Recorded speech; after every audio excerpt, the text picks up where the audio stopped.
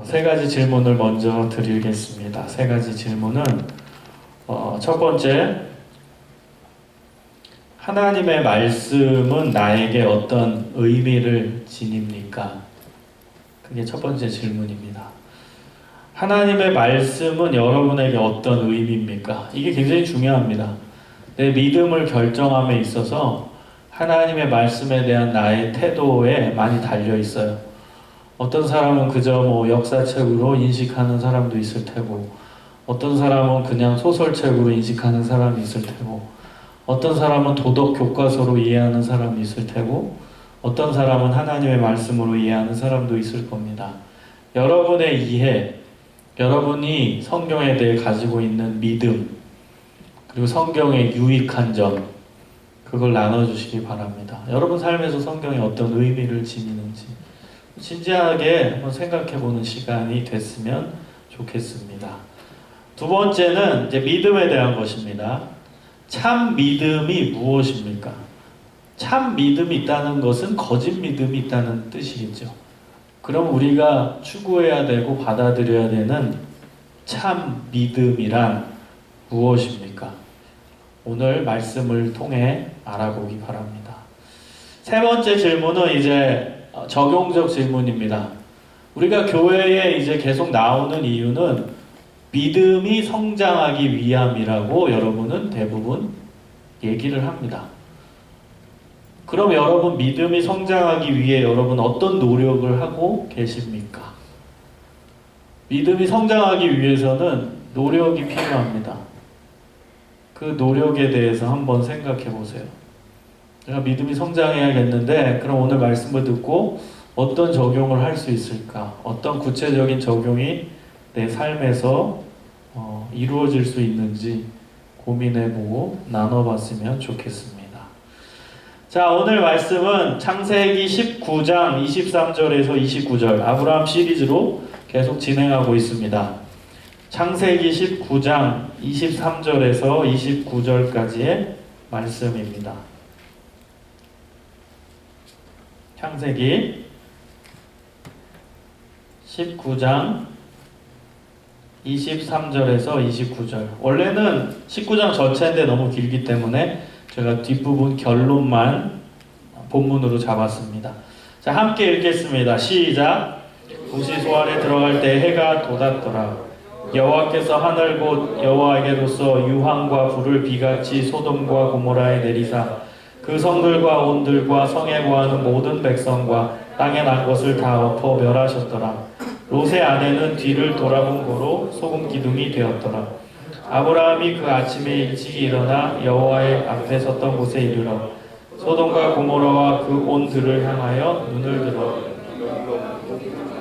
신랑을 보았더라. 하나님이 들의 성들을 멸하실 때 곧 롯에 거하는 땅을 엎으실 때에 아브라함을 생각하사 롯을 그 엎으시는 중에서 내어 보내셨더라.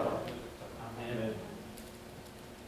여러분, 지금 시리즈로 설교를 진행하고 있기 때문에 지난 시간과 계속 연결이 됩니다. 물론 주제는 나눠지지만 그 스토리가 계속 이어진다는 뜻입니다. 그래서 우리가 지난 시간에 살펴본 것처럼 아브라함은 하나님께 중보기도를 하죠. 누구를 위해서? 조카 롯을 위해서. 다 잊어먹었나요? 한 주밖에 안 됐는데 기억나죠? 지혜는 기억이 난다고 이렇게 고개를 끄덕였어요. 고마워요. 자, 그럼 지혜한테 퀴즈를 낼까? 자, 지난주에 아브라함이 하나님께 발을 붙잡고 매달리면서 기도하는 거예요. 하나님, 소돔성에 가면은 제 조카가 있습니다. 살려주십시오. 그 의미를 담아서 하나님과 딜을 하죠.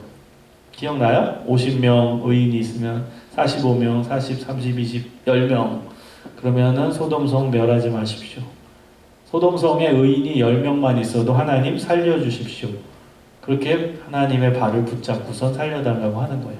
거기까지가 이제 지난 시간의 내용이었고, 이제 두 천사가 먼저 떠났고 그 다음에 이제 하나님이 같이 가시죠. 그래서 오늘 본문은 드디어 소돔성의 천사들이 왔어요. 누구를 구해주려고? 네, 롯을 구해주려고.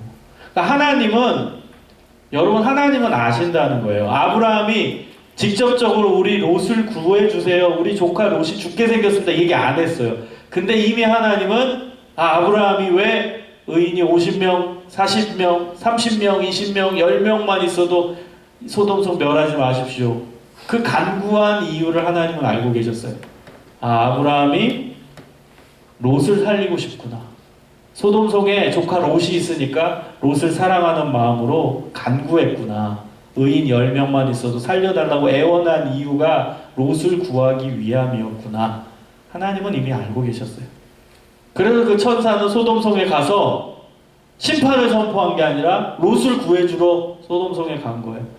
하나님이 심판을 계획하셨다면 주저할 이유가 없는 거예요. 근데 아브라함의 간구 때문에 사실은 천사들이 롯의 집에 방문한 거예요. 롯을 구해주고 싶어서. 누구 때문에? 아브라함 때문에. 더 구체적으로 말하면 아브라함의 중보기도 때문에.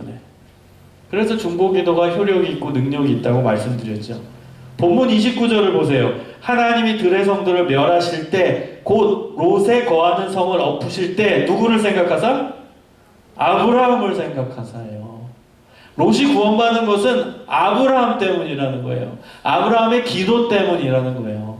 아브라함이 중보기도 했기 때문에 아브라함을 생각하사 롯을 구해 주셨다는 거예요. 그래서 여러분, 중보기도가 얼마나 중요한지 정확히 오늘 본문은 다시 한번 강조하고 있는 것입니다. 자, 이제 스토리로 들어오겠습니다. 천사가 롯의 집으로 들어갔어요. 똑똑똑똑똑. 급하겠죠? 이 성이 이제 망할 텐데 이 롯을 구해줘야 되잖아요. 아브라함 때문에. 아브라함이 기도했으니까. 자, 똑똑똑 하는데 너무나 재밌는 장면이 19장 1절에서 3절입니다. 두 천사를 롯이 영접해요. 그리고 그들에게 음식을 대접하고 극진하게 대접합니다. 누구랑 닮았죠? 아브라함이랑 닮았죠. 아브라함이 2주 전에 설교했건 극진하게 천사를 영접하고 최고의 음식을 대접하고, 기억나요? 롯도 똑같이 하죠. 롯의 인간성을 또 알 수 있죠. 롯이 그렇게 나쁜 놈은 아니야.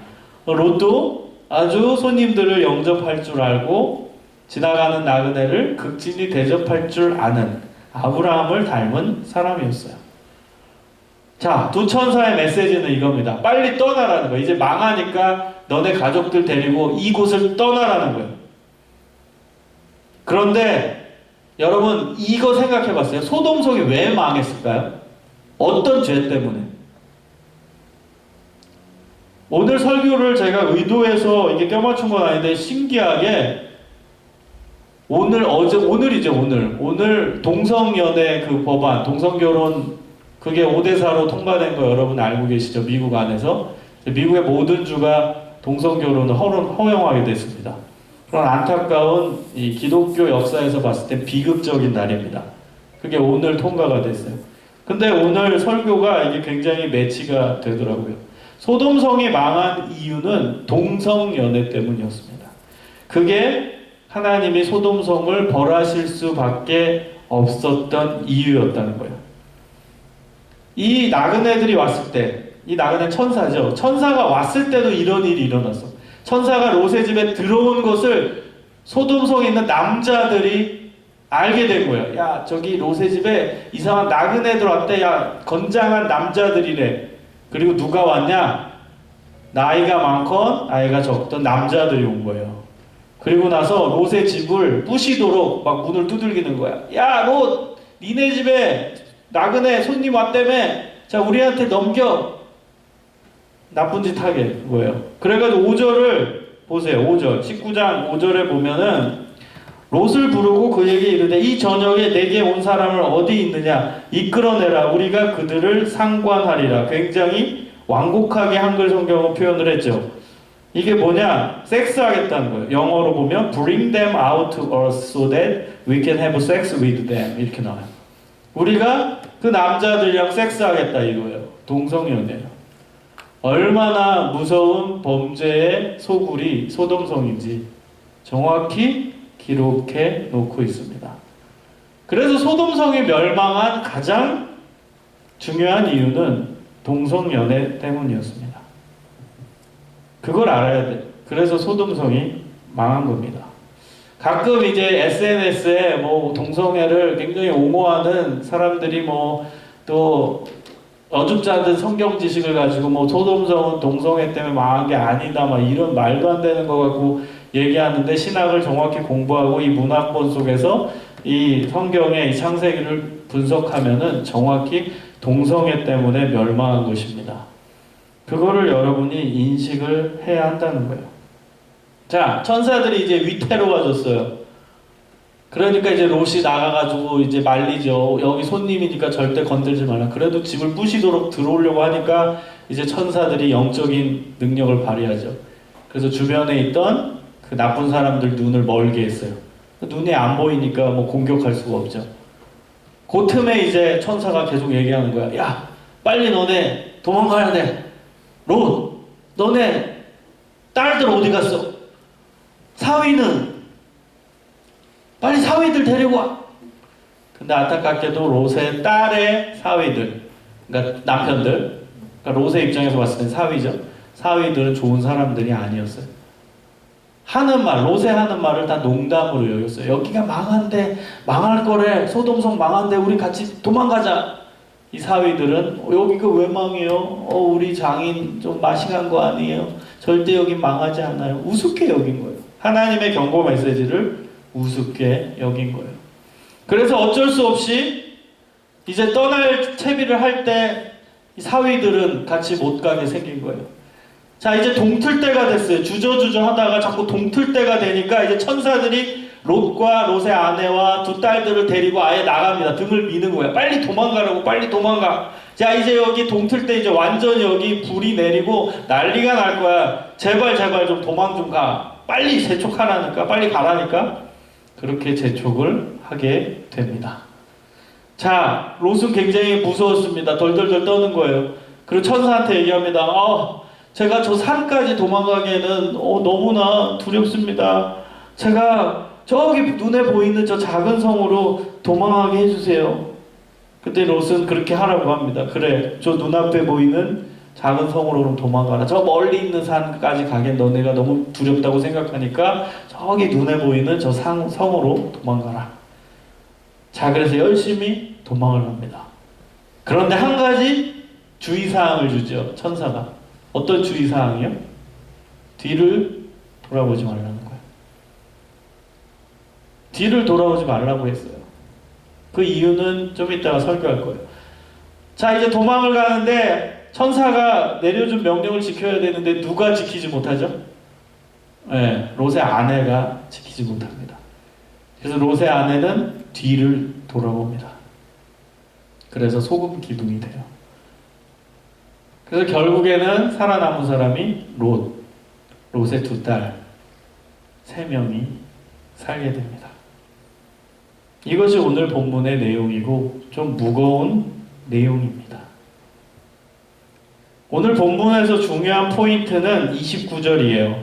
하나님이 그 지역의 성을 멸하실 때, 롯이 거주하는 성을 엎으실 때 하나님이 아브라함을 생각하사 롯을 그 엎으시는 중에서 내보내셨더라. 결국 롯은 구원을 받게 되었다는 그 내용을 본문은 담고 있어요. 그리고 또 눈여겨봐야 될 내용은 롯의 부인이 소금 기둥이 된 장면입니다. 그게 또 핵심입니다. 롯의 부인은 구원받는 듯 했어요. 롯의 부인도 롯처럼 멸망받는 소돔성에서 빠져나왔어요. 구원받는 것처럼 보였어요. 그런데 중간에 뒤를 돌아봄으로 말미암아 소금 기둥이 됐어요. 지금도 이 지역에 가보면 소금 기둥이 굉장히 많습니다. 소금 지역이에요. 저도 가봤거든요. 근데 다 소금 지역이에요. 그래서 가이드는 이렇게 얘기해요. 이 지역의 소금 기둥 중에 하나가 롯의 부인의 기둥이다. 씁쓸한 얘기를 합니다. 여러분, 롯의 부인이 중간에 뒤를 돌아본 게 왜 죄일까요? 왜 죄입니까? 3가지로 나눠볼 수 있어요. 첫 번째, 하나님께서 뒤를 돌아보지 말라는 명령을 주셨는데 어겼기 때문에 죄입니다. 두 번째, 하나님께서 말씀하신 대로 진짜 소돔성이 멸망받는 일이 일어날까 의심이 들었기 때문에 뒤를 돌아봤고 그것이 죄입니다. 세 번째, 집에 놓고 온 세상적인 것들이 아까워서 다시 돌아가고픈 생각이 들었기 때문에 죄입니다. 롯의 부인은 다시 돌아가고픈 마음이 있었어요. 돌아온다는 건 여기서 굉장히 그 단어가 아주 중요한 의미를 담고 있어요. 그저 단순히 고개를 돌린다라는 단어가 아니라 다시 예전 방향으로 돌아간다라는 의미예요. 그러니까 옛날에 살던 곳으로 다시 가고 싶은 마음이 들었다는 거예요. 그랬기 때문에 하나님은 죄라고 말씀하시는 거예요. 롯의 부인의 모습을 통해서 우리는 이제 참 믿음이 무엇인지 알 수 있습니다. 첫 번째, 참 믿음은 하나님께서 말씀하신 계명을 지키는 것입니다. 하나님이 돌아오지 말라고 명령하셨잖아요. 그럼 지키는 게 참 믿음이에요. 그 믿음을 어기는 게 그게 의심이죠. 하나님은 정확히 말씀하셨어요. 뒤를 돌아보지 말아라. 믿음의 어원적인 의미는 초점을 맞추다입니다. 초점. 한 군데로 초점을 맞추다. 이게 믿음이란 단어의 어원적 정의입니다. 하나님 한 분의 초점을 맞추는 게 믿음이에요. 하나님이 말씀하신 말씀에 초점을 맞추는 게 믿음입니다. 하나님이 우리에게 주신 계명, 하나님이 우리에게 주신 하나님의 말씀에 우리가 포커스를 맞추는 게 믿음입니다. 하나님의 뜻에 온전히 맞추는 것, 상황을 보는 게 아니라, 시대적 상황을 보는 게 아니라, 환경을 보는 게 아니라, 내 상태를 보는 게 아니라 하나님의 말씀에 집중하는 것이 믿음입니다. 그래서 여러분, 하나님의 말씀이 중요해요. 이 말씀을 여러분이 어떻게 대하는가에 따라 여러분의 믿음의 질이 결정됩니다. 이 하나님의 말씀 지킬 수도 있고 안 지킬 수도 있는 거지, 이 정도입니까? 아니면 그냥 도덕 교과서지, 옛날 시대 도덕 교과서, 지금은 지킬 건 지키고 안 지킬 건 안 지킬 도덕 교과서? 상황과의 비교 속에서 상황에 맞춰서 말씀을 지키는 거 아닌가? 혹은 그런 생각을 가질 수도 있죠. 성경 어느 곳에도 여러분 성경과 시대랑 타협하라 이런 말씀 전혀 없습니다. 상황에 따라서 말씀을 변화시켜라, 그런 말씀조차도 성경에는 기록되어 있지 않습니다. 대신에 하나님의 말씀 중에는 하나님은 어제나 오늘나 동일하시니라. 하나님은 변개치 아니하신다. 변하지 않는다는 뜻이에요. 그런 메시지는 많지. 하나님은 생각이 변하실 수도 있으니까 그 변하는 하나님의 뜻에 맞춰서 말씀을 지킬 때도 있고 안 지킬 때도 있어라. 시대가 바뀌면은 성경을 안 지켜도 될 때가 오나니 그때가 되면은 환경을 잘 보고 환경에 껴맞춰서 말씀을 지켜라. 이런 구절이 있어요? 한 군데도 없습니다. 한 군데도. 시대와 상황에 맞추는 건 우리예요. 하나님은 그걸 원하시는 분이 아닙니다. 여러분, 동성애 문제만 해도 그렇습니다. 아까 전에 제가 도입부에 얘기한 거, 그리고 소돔성이 멸망한 이유, 그게 동성애 문제 때문이었어요. 성경 어디를 봐도 저는 동성애에 대한 긍정적인 해석과 긍정적인 구절이 나온 곳이 단 한 군데도 없습니다. 예를 들어 볼게요. 레위기 18장 22절에 보면 너희는 절대로 동성연애를 해서는 안 된다. 이것은 추잡한 짓이다. 이렇게 나와요. 새번역 성경, 번역본을 여러분이 이해하기 쉽게 바꾸려고 새번역, 표준 새번역으로 읽는 거예요. 레위기 20장 13절에는 누구든지 동성연애를 하면 둘 다 죽여라. 그들은 추잡한 짓을 하였으므로 죽어 마땅하다. 여러분, 이게 하나님 말씀입니다. 고린도전서 6장 9절에는 이게 신약이에요. 이제 신약. 불의한 자가 하나님의 나라를 유업으로 받지 못한다 나와요. 그 불의한 자의 동성연애자가 나옵니다. 로마서 1장 27절에는 남자들 역시 여자와의 정상적인 성관계를 버리고 남자끼리 정욕의 불길을 태우면서 서로 어울려서 망측한 짓을 합니다. 이렇게 그들은 스스로 그 잘못에 대한 응분의 벌을 받고 있습니다. 공동번역성서 번역본으로 읽어드린 겁니다. 여러분, 동성애의 역사는 몇 천 년입니다. 지금 요즘 시대 이슈가 아니에요. 성경 시대 때도 이 이슈는 계속 있었고 심했어요. 성경 곳곳에 동성애에 대한 부분이 많이 나와요.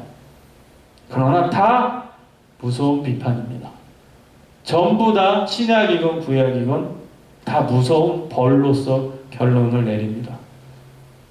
근데 이 시대는 시대적 흐름에 따라 성경을 해석하죠. 여러분, 이건 위험한 겁니다.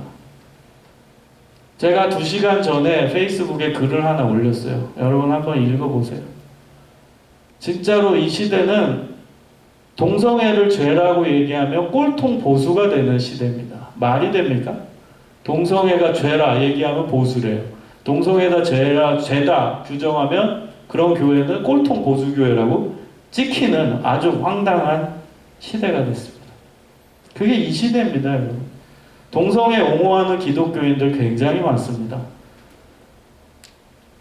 서울에서 또 뭐 대구에서 퀴어 축제인지 뭔지 거기에 기독교인들 많이 갑니다. 그 동성연애자 축제인데. 그리고 거기 앞에 나가서 대변하는 사람은 진보에 속한 교회, 거기 목회자가 나와서 발언을 합니다. 제가 아주 충격을 받았어요. 그 퀴어 축제인지 뭔지 아는 데서 한 목회자가 나와가지고 무슨 말을 했냐. 우리는 동성애를 비판하는 모든 사람을 비판한대요. 그리고 이런 사람도 비판한대요. 어떤 사람이냐. 동성애자를 사랑하는데 그들을 교회 데리고 와서 변화시켜야 된다고 얘기하는 사람도 우리 비판한대요. 그게 목회자 입에서 나온 말이에요. 그 동성연애자 축제에 가가지고 발언한다는 그런 이상한 목사들도 있어요. 여러분 꽤 많습니다. 이렇게 옹호하고 하나님의 말씀을 상황에 따라서 자기 멋대로 버려버리는, 하나님의 말씀을 시대에 따라서 취할 건 취하고 버릴 건 버리는 그런 시대가 지금 이 시대입니다. 여러분, 하나님의 말씀은 시대가 변해도 지켜야 되는 거예요. 하나님의 말씀은 예수 그리스도의 그 뜻 안에서 무조건 지켜야 됩니다. 예수 그리스도의 복음이라는 틀 안에서 하나님의 말씀을 지켜야 돼요. 요한복음 8장에 보면은 가늠한 여인에 대해서 예수님이 어떤 얘기를 하시는지, 이것이 우리가 동성연애자들한테 어떻게 대할지 하나의 힌트를 제공합니다. 예수님은 가늠한 여인을 데리고 와서 그를 죽이라고 합니까? 그렇진 않아요. 그건 예수님 정신에 위배됩니다. 그래서 예수님은 뭐라고 얘기하시죠? 그 여인을 용서해 줍니다. 그리고 죄 있는 자가 먼저 돌로 치라 말씀하십니다. 예수님은 그 간음한 여인을 품으셨어요. 그럼 그 간음한 여인이 동성연애자라고 해봅시다. 바꿔보는 거예요. 똑같은 죄는 똑같은 죄니까. 그러면 예수님이 똑같이 얘기하실 거예요. 나는 이 동성연애자를 품는다. 죄 있는 자가 먼저 돌로 쳐라. 이렇게 말씀하실 거예요. 근데 여기까지만 얘기한다는 거예요. 그 뒤가 더 중요합니다. 그리고 예수님은 그 여인에게 뭐라고 얘기하시냐. 다시는 죄를 짓지 말라. 여러분, 이게 얼마나 부담스러운 내용인데요. 다시는 그 죄를, 똑같은 죄를 짓지 말라 이겁니다. 변화를 촉구하십니다. 예수님은. 예수님의 화법, 예수님의 가르침의 핵심은 품으시고 변화시킵니다. 그거 아십니까? 예수님은 죄인을 품으십시오. 품으십니다. 그러나 그 죄인의 상태로 끝내시지 않는 게 우리 예수님의 가르침이고 복음의 능력입니다. 복음의 능력은 예수님 안에 들어왔어요. 예수님 품으셨어요. 그럼 그 사람을 변화시킵니다. 변화까지 나아가야 돼요. 그게 예수님의 입장이고 예수님의 가르침이에요. 그러나 성경을 지 마음대로 붙였다 뗐다 하는 인간들은 그 앞까지만 얘기하는 거예요. 이 여인을 용서하셨다. 동성연애자도 다 용서하신다. 다 품으신다. 맞지요? 그러나 거기까지만 얘기하면 안 된다니까요. 그 뒤에 다시는 죄를 짓지 말라. 이건 왜 얘기 안 하냐고. 거기까지 가야죠. 변화를 얘기하시는 거예요. 우리 예수님은. 변화. 동성애자를 품고 그들을 사랑을, 예수님 사랑을 느끼게 해주셔서 치유받게 해주라. 그래서 변화시켜라. 그게 교회의 역할이에요. 그게 교회의 역할. 그래서 여러분, 젊은 여러분, 또 미국에 살고 또 동성애자 미국 친구들도 있는 여러분에게 간곡히 드리고 싶은 말은, 여러분, 그들을 멀리하라는 게 아니에요. 그들을 더 사랑해 주세요. 그들을 더 감싸주시고 불쌍히 여겨주세요. 그리고 뭐 해야 돼요? 변화될 수 있게, 성령의 능력으로 변화될 수 있게 교회로 인도하고 기도해주고 참사랑을 알려주라는 거예요. 그게 우리의 역할이에요. 그게 교회의 역할입니다.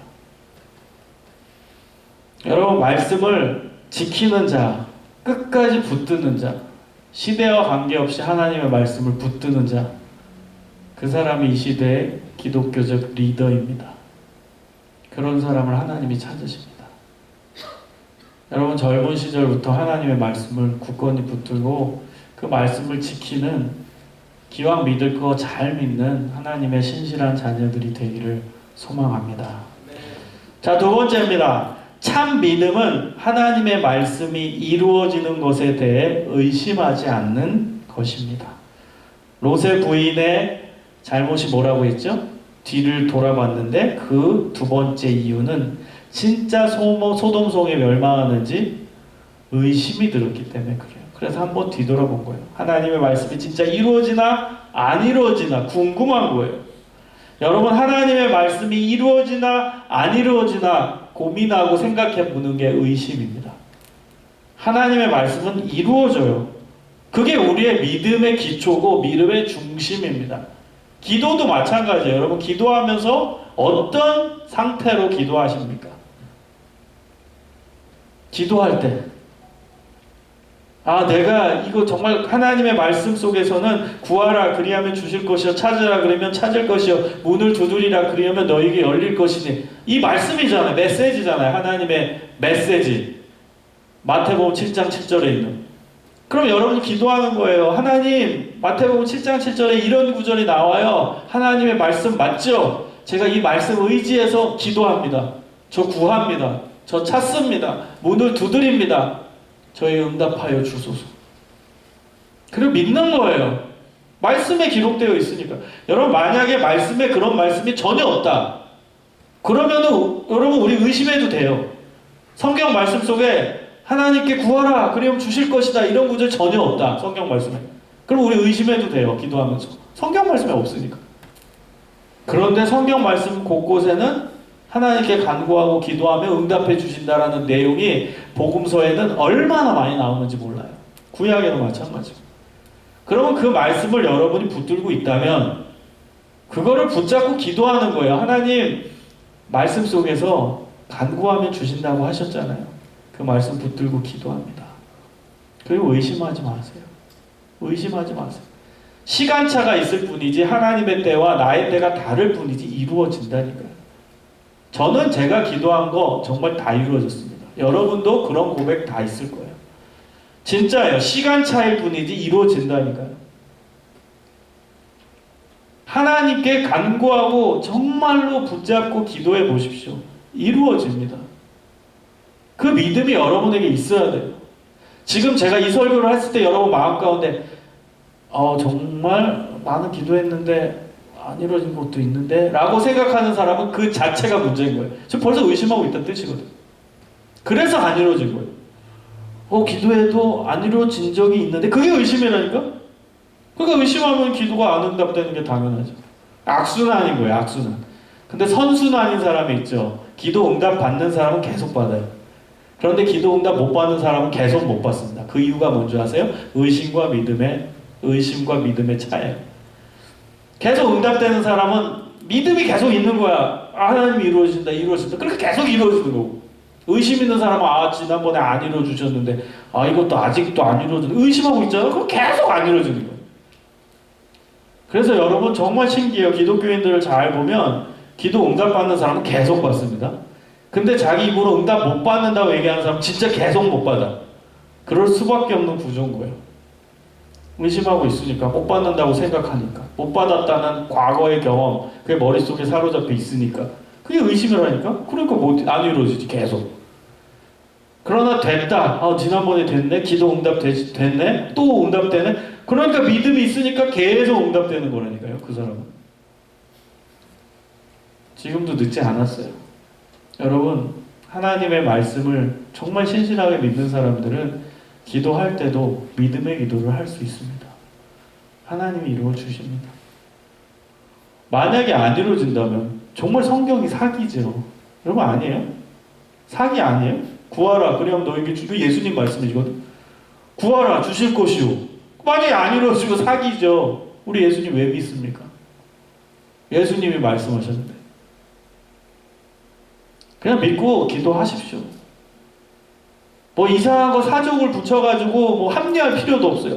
그거는 하나님의 뜻에 맞지 않은 기도 제목이라 안 이루어진 거고, 이거는 하나님 뜻에 맞았으니까 이거 합리화요. 다 그 어떻게 해석할 그럴 필요 없어요. 다 기도하십시오. 기도하고 말씀 붙들고 그냥 기도해. 하나님의 뜻인지 아닌지 그건 하나님 소관에 있고, 하나님은 그저 구하라, 찾으라, 두드리라 말씀하셨어요.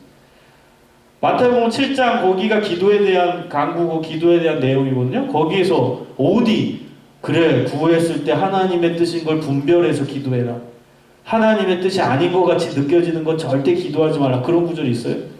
없어요. 그냥 단도직입적으로 구해라, 찾으라, 두드리라.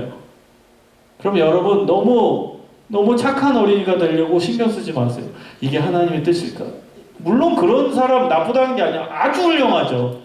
그런 사람들은요 진짜 믿음 있는 사람이에요. 그 사람한테 설교 안 해도 돼요. 근데 그건 소수잖아요. 그래서 우리는 그냥 전체적으로 놓고 얘기하는 거예요. 그 말씀이 나오면 그저 여러분이 이게 내가 지금 기도하는 제목이 하나님의 뜻일까? 이거 기도하면 하나님이 날 싫어할 것 같은데, 이거 너무 유치한데, 이게 기도 제목이 진짜 하나님의 뜻이 아니라면 어떡하지? 그런 거 고민하지 말라니까. 고민하지 말고 그냥 기도하세요. 그냥 고민하지 말고. 그리고 그래도 양심이 찔리는 아주 훌륭한 사람이 있어요? 그러면 그걸 놓고 그냥 기도해요. 하나님, 제가 이거 기도하려고 하는데 이게 하나님의 뜻인지 아닌지 모르겠습니다. 그래도 저는 기도해 보렵니다. 그리고 기도해요. 착한 어린이가 돼서 이거 기도해야 되나 말아야 되나 그 고민할 시간에 기도하겠어요. 그게 더 착한 어린이야. 아이가 아빠한테 이거 아빠한테 얘기하면은 이게 맞는 걸까? 사줄까? 안 사줄까? 사줄까? 안 사줄까? 3일 고민해. 사줄까? 안 사줄까? 장난감 로봇 사달랄까? 말랄까? 사달랄까? 말랄까? 그 고민하느니 아빠 내가 장난감 로봇 사고 싶어요. 어떡하죠? 좀 사줬으면 좋겠는데요. 그 얘기하는 게 더 나아요. 그 고민하면서 인상 쓰면서 아빠 보면서 계속 고민의 눈으로 고민의 얼굴 표정하고 있느니 그저 말하는 게 훨씬 나은 거예요. 여러분도 그런 사람이 있을 줄 알아요. 제가 몇 명 상담해봤어요. 여기서. 너무 착한 어린이야. 이게 하나님 뜻일까 아닐까? 그건 마치 그거라니까. 장난감 사줄까? 이거 사달랄까 말까 고민하면서 내 얼굴이 막 인상 쓰여지고 더 괴로워하고 그걸 아빠한테 얼굴 보여드리는 거 똑같다니까요. 그냥 말하세요. 하나님께. 그냥 기도하십시오. 그럼 돼요. 중요한 건 믿음이 있냐예요. 내가 기도하는 거 하나님 응답해 주신다는 믿음이 있냐는 거예요. 믿음에 바로 기도 응답의 조건입니다. 그걸 잊지 마십시오. 정말로. 마지막 세 번째입니다. 참 믿음은 세상적인 것을 아까워하지 않는 것입니다. 롯의 부인은 소돔성에 살았던 것이 그리워서, 소돔성에서 누리던 물질적인 것, 세상적인 것들이 그리워서 다시 돌아가고픈 마음이 들어서 뒤를 돌아봅니다. 소돔성은 굉장히 비옥한 땅입니다. 경제적으로 번영했던, 부유했던 곳입니다. 그러니까 이제 롯의 아내가 아까웠겠죠. 아무것도 안 갖고 나왔을 거 아니에요. 천사가 빨리 막 내보내면서 빨리 도망가라고 하니까 뭐 금목걸이 뭐 다이아몬드 이런 거 다 챙기고 나왔겠어요? 중요한 거 몇 개 챙기고 가구도 다 놨을 거고 자동차도 놨을 거고 자동차 있지도 않죠. 아무튼 중요한 거 다 놓고 나왔을 거예요. 여러분 만약에 여러분 집에 이제 갑자기 무슨 일이 생겼어. 막 폭우가 쏟아져 집이 무너져. 아니면 불이 나가지고 막 다 탈라고 해. 그때 여러분이 맨몸으로 나와서 아무것도 못 챙기고. 그때 심정 이해는 가죠. 얼마나 아깝겠어. 롯의 아내의 심정 우리 이해할 수 있어요. 얼마나 아깝겠어. 그 많은 재산 다 놓고 왔는데. 게다가 롯은 부자였다고 나와요. 그때 부자의 개념은 양, 소, 동물들이 또 많거든. 다 놓고 왔어. 얼마나 아깝겠어요. 얼마나. 그래서 롯의 아내가 뒤를 돌아본 거예요. 아, 저기 다시 한번 가야 되는데 내 집에 다이아몬드 놓고 왔는데 그거 갖고 와야 되는데. 그게 하나님 앞에서는 거짓 믿음이었어요. 여러분, 참 믿음은 가치관이 바뀐 사람이에요. 참 믿음을 소유한 사람은 인생의 가치관이 바뀐 사람들이에요. 하나님을 믿기 전에는 세상적인 것에 우린 다 가치를 두고 살았어요. 여러분이나 저나. 물질적인 것에 다 소망을 두고 살았어요. 물질적인 게 있으면 떵떵거리고 살 수 있으니까. 편하게 살 수 있으니까. 그런데 여러분, 진짜 믿음 있는 사람은 물질에 소망을 두지 않습니다. 돈에 대해 어떠한 태도를 지니는가가 믿음의 질을 결정합니다. 여러분, 중요한 말입니다. 돈에 대해 여러분이 어떠한 태도를 지니는가가 여러분의 믿음의 질을 결정한다고요. 돈은 세속적인 것의 상징입니다. 대변해주는, 눈에 보이는 거예요.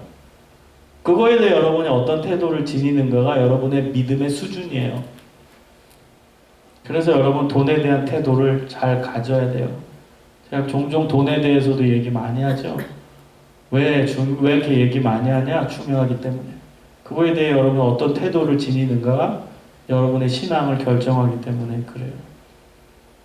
우리는 가치관이 확 바뀐 사람들이에요. 시야가 확 바뀐 사람이에요. 믿음 있는 사람은 믿음 없는 사람과 달라야 됩니다. 여러분 교회 안 다니는 친구와 여러분이 다른 게 한 개도 없다. 그러면 여러분 지금 믿음 없는 사람이에요. 말하는 게 똑같고 생각하는 거 똑같고 가지고 싶은 거 다 똑같고 물질적인 욕망 다 똑같고 아무것도 믿지 않는 자와 차이가 없다면 그럼 여러분이 믿음 있는 사람이라고 얘기할 수 있겠어요? 아무 차이가 없는데. 예수님은 말씀하십니다. 너희는 세상의 소금이다. 예수님이 말씀하십니다. 너희는 세상의 빛이라. 무슨 의미인 줄 아세요? 다르다라는 거예요. 다르다. 세상은 어둠이라고 전제했을 때 너네는 빛이라는 거예요. 다르다라는 거예요. 세상은 지금 간이 안 돼서 싱거운데 너희는 소금이라는 거예요. 짠 소금. 다르다라는 뜻이에요. 그럼 여러분 믿지 않는 자와의 사이에서 달라야 됩니다. 똑같으면 안 돼요. 뭔가 달라야 돼요. 왜 한국 기독교가 위기인 줄 아세요? 믿지 않는 자나 믿는 자나 똑같거든요. 뭐가 달라요? 다른 게 있어요? 다른 거 없어요. 똑같이 욕심 부리고 똑같이 양보하고 똑같이 자기 것만 챙기고 똑같이 돈에 미쳐있고 뭐가 달라요? 그래서 위기인 거예요. 예수님은 세상의 소금과 빛을 얘기하셨는데 우리는 똑같으니까. 여러분 달라야 됩니다. 그런 믿음 있는 사람이 돼야 돼요. 그런 크리스찬이 돼야 됩니다. 믿지 않는 자가 여러분 달라야 돼요. 달라야 돼요. 달라도 뭔가 달라야 돼요. 좀 희생할 줄도 알고 좀 남을 도와줄 줄도 알고 또 내 것을 줬을 때 기쁨을 얻을 수 있을 줄도 알아야 돼요. 제가 지난주에 갑자기 생각난 분이 있었어요. 어떤 분이었냐? 제가 여기 우리 피아노 치는 우리 지혜자매랑 얘기할 때 제가 얘기한 적이 있거든요. 지난주에. 그러다가 문득 떠올려진 사람이에요. 그래서 며칠 동안 그분이 생각이 많이 났어요. 어떤 분이었냐? 피아노 조율사였거든요. 피아노 조율사인데 제가 군대에서 군목으로 사역했을 때 그때 어느 순간 제 전화번호를 어떻게 알고선 저한테 전화를 한 거예요. 그러면서 뭐라고 말씀하시냐? 저는 인천에 살고 있는 피아노 조율사 누구 집사입니다. 예, 그런데요. 제가 우리나라 군대 그 군종 목사님들 연락처를 군종 목사단에 연락해서 얻어서 전화 드리는 겁니다. 예, 그런데요. 제가 하고 싶은 그런 작은 봉사가 군대교회 피아노 무료로 조율하는 겁니다. 이렇게 얘기하십니다. 군대교회는 시골에 많이 있고 또 산속에 있어서 피아노 조율사가 거의 안 갈 겁니다. 게다가 돈이 들기 때문에. 그 작은 교회에서 어떤 재정이 있길래 피아노 조율사까지 부르겠습니까? 그래서 제가 전국의 산과 바다, 육해공군 다 다니면서 무료로 피아노 조율을 하는 게 제가 주님을 위해 할 수 있는 일이라고 생각합니다. 저희 부대 방문하시겠다고 전화 온 거예요. 그래서 와서 저희 부대에 있는 피아노, 저희 교회에 있는 피아노 무료로 다 조율해 주셨어요. 그리고 돌아다니면서 자기 시간 다 내서 일주일에 한 3일은 부대교회 그 시골에 자기 자비량으로 다 들어가면서 무료로 3일은 이제 일 안 하는 거예요. 돈벌이 일을 안 한다는 거죠. 그리고 3일 일하신대요. 자기 돈벌이를 위해. 그럼 얼마 남겠습니까? 3일 일해서 일주일에 3일 일해서 반은 봉사사역을 하는 거예요. 그분이 정말 지난주에 많이 떠올려졌어요. 얼마나 다른 삶입니까? 그 집사님 피아노 조율사와 교회 한 번도 안 나온 피아노 조율사의 삶이 같을까요? 다르죠. 그래서 이분은 세상의 빛과 소금인 거죠. 돈에 눈이 먼 피아노 조율사는 어떻게든 큰 강당에 있는 피아노, 그랜드 피아노, 비싼 피아노 조율하고 싶어서 이곳저곳 뛰어다니겠죠. 광고도 하고 홍보도 하고 SNS도 홍보하느라 바쁠 테고 유명한 음악가, 음악 기업 쫓아다니면서 자기 써달라고 하겠죠. 그러나 이분은 시골 오지에 가장 작은 교회, 부대교회를 다니면서 주님의 일을 하고 있는 거예요. 달라도 뭔가 다른 거예요. 여러분 이런 사람 좀 되십시오.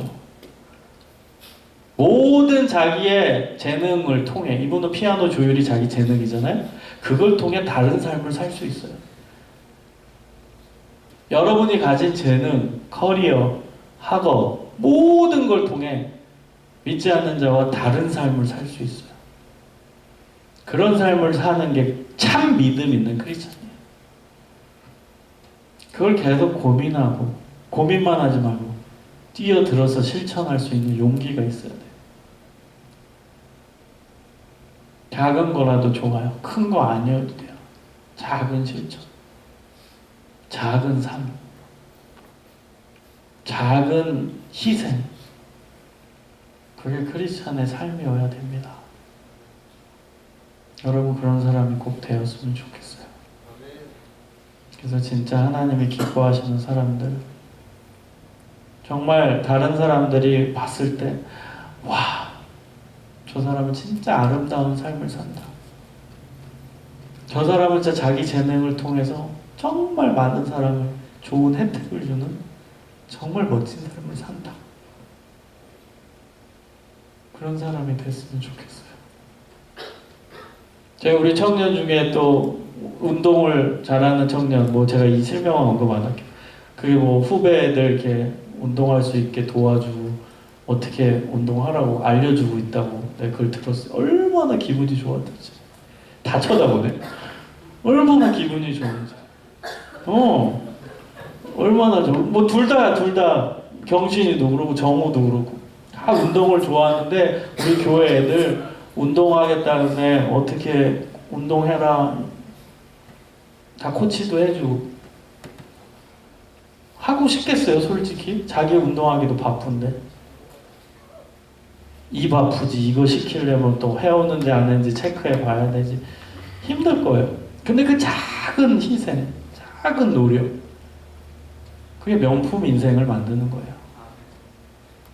여러분, 한 사람 한 사람 다 너 혜택 받고 있구나, 윤영아, 가면하는 거 보니까. 너도 누구한테 그런 사람이 되라는 거야. 너도 누군가에.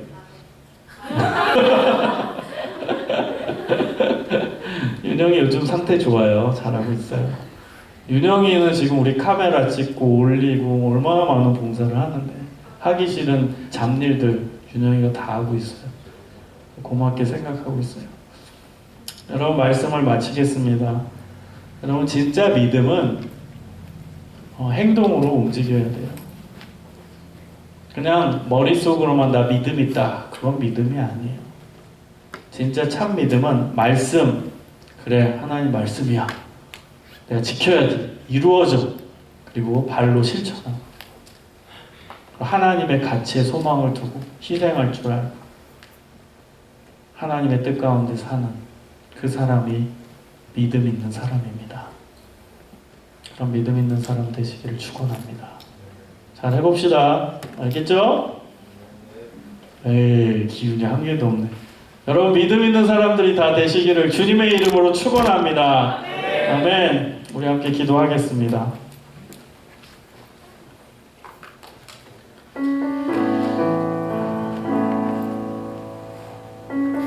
여러분 교회에 나온 이유는 우리가 믿음을 갖기 위해서입니다. 여러분의 믿음은 참 믿음인지 한번 체크해 보세요. 하나님의 말씀대로 내가 살아가고 있는지, 혹은 내가 믿음을 가지고 기도하고 있는지, 세상적인 가치, 이기적 가치가 아니라 정말 다른 사람을 위해 희생할 줄 알고 손해볼 줄도 알고 하나님이 기뻐하시는 일을 할 수 있는 세상의 소금과 빛으로 사는 인생인가, 아니면 나도 믿지 않는 자과 너무나 똑같은 삶인가 한번 돌아보시기 바랍니다. 하나님 참 믿음을 주십시오. 참 믿음을 허락해 주십시오. 참 믿음의 삶으로 나아가게 하여 주옵소서. 말씀을 굳건히 지키겠습니다. 말씀을 붙들겠습니다. 믿음으로 기도하겠습니다. 이기적인 가치가 아니라 하나님의 가치로 살겠습니다. 하나님 저의 삶을 인도하시고 참 믿음의 삶으로 나아가게 하여 주시옵소서. 우리 함께 기도하겠습니다. 아버지 하나님 지켜주시옵소서. 하나님 우리 한 사람 한 사람이 참 믿음의 삶을 살 수 있도록 도와주시옵소서. 아버지 하나님 우리가 진짜 하나님이 기뻐하시는 삶으로 나아가게 하시고 우리 한 사람 한 사람이 하나님 기뻐하시는 믿음의 삶으로 전진해 나아갈 수 있도록 도와주시옵소서. 하나님 우리 한 사람 한 사람이 주님의 뜻 가운데 나아가게 하시고 하나님 우리 한 사람 한 사람이 말씀을 붙들고 그 말씀에 실천하며 하나님 오직 믿음으로 기도할 수 있는 사람들 되게 하여 주시옵소서. 하나님 오직 하나님의 뜻 가운데 나아가게 하여 주시옵소서. 아버지 하나님의 뜻 가운데서 온전히 나아갈 수 있도록 주님 인도하여 주시옵소서. 아버지 하나님 지켜주시고 붙들어 주시옵소서. 아버지 하나님 붙잡아 주시옵소서. 우리가 하나님의 가치로 일하게 하시고 하나님 우리가 하나님의 가치로 하나님 전진해서 나아갈 수 있도록 도와주시고 하나님 우리 한 사람 한 사람이 주님의 뜻 가운데서 바로 설 수 있도록 도와주시고